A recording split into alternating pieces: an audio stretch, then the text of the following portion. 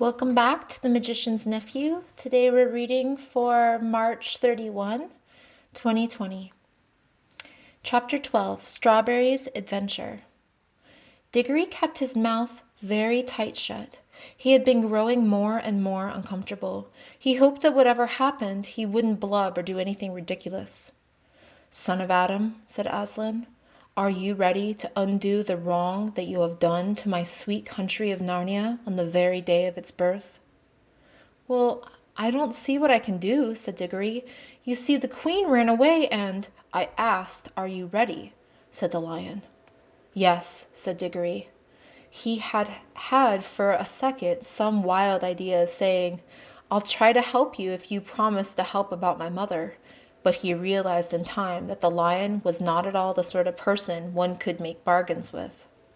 But when he had said yes, he thought of his mother, and he thought of the great hopes he had had, and how they were all dying away. And a lump came in his throat, and tears in his eyes, and he blurted out, But please, can't you give me something that will cure my mother? Up until then, he had been looking at the lion's great front feet and the huge claws on them. Now, in his despair, he looked up at its face.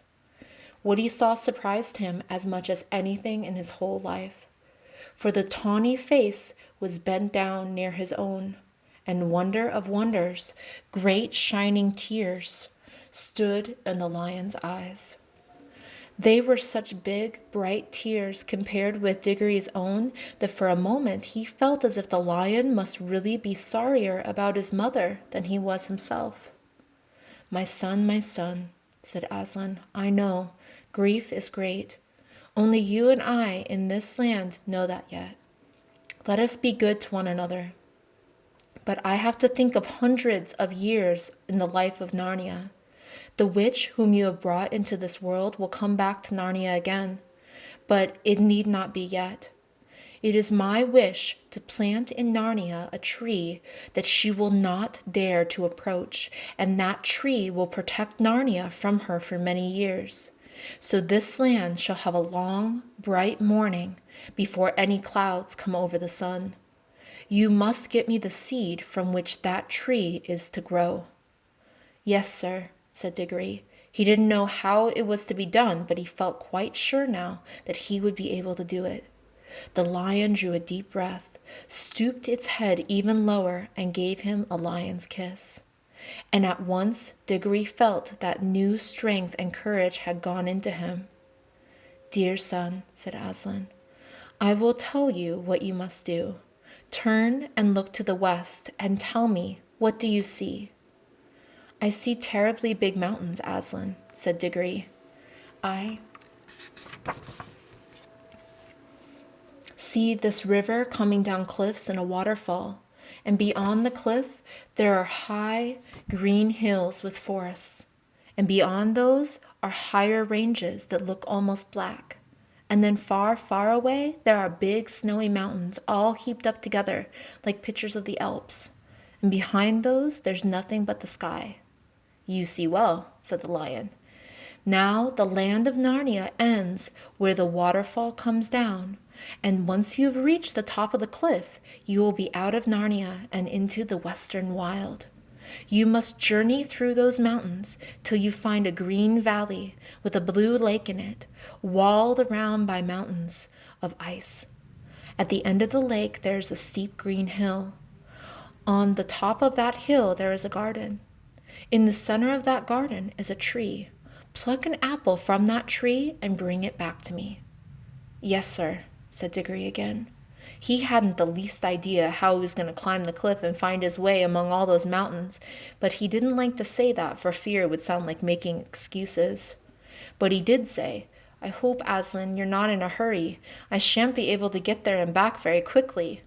Little son of Adam, you shall have help, said Aslan, and then he turned to the horse who had been standing quietly beside them all this time, swishing his tail to keep the flies off, and listening with his head on one side as if the conversation were a little difficult to understand.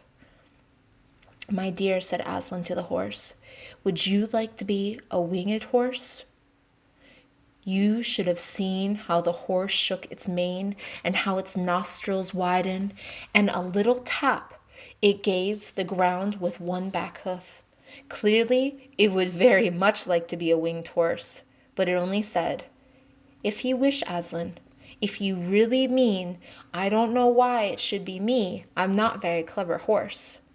"Be winged. Be the father of all flying horses," roared Aslan in a voice that shook the ground. "Your name is Fledge." The horse shied just as it might have shied in the old miserable days when it pulled the hansom, and then it reared. It strained its neck back as if there were a fly biting its shoulders, and it wanted to scratch them. And then, just as the beast had burst out of the earth, there burst out from the shoulders of Fledge wings that spread and grew larger than eagles', larger than swans', larger than angels' wings in church windows. The feathers shone chestnut color and copper color. He gave a great sweep with them and leapt into the air. 20 feet above Aslan and Diggory he snorted, neighed, and curveted. Then, after circling once around them, he dropped to the earth, all 4 hooves together, looking awkward and surprised, but extremely pleased. "Is it good, Fledge?" said Aslan. "It is very good," Aslan said Fledge. "Will you carry this little son of Adam on your back to the mountain valley I spoke of?" "What? Now at once?" said Strawberry, or Fledge, as we must now call him. "Hurrah! Come on, little one. I've had things like you on my back before, long, long ago, when there were green fields and sugar." "What are the 2 daughters of Eve whispering about?" said Aslan, turning very suddenly on Polly and the cabbie's wife, who had in fact been making friends. "If you please, sir," said Queen Helen, for that is what Nelly the cabby man's wife now was, "I think the little girl would love to go too if it weren't too much trouble." "What does Fledge say about that?" asked the lion. "Oh, I don't mind too, not when they're little ones," said Fledge. "But I hope the elephant doesn't want to come on as well." The elephant had no such wish, and the new king of Narnia helped both the children up. That is, he gave Diggory a rough heave, and set Polly as gently and daintily on the horse's back as if she were made of china and might break. "There they are, Strawberry. Fledge, I should say. This is a rum go." "Don't fly too high," said Aslan. "Do not try to go over the tops of the great ice mountains. Look out for the valleys, the green places, and fly through them. There will always be a way through. And now, be gone with my blessing."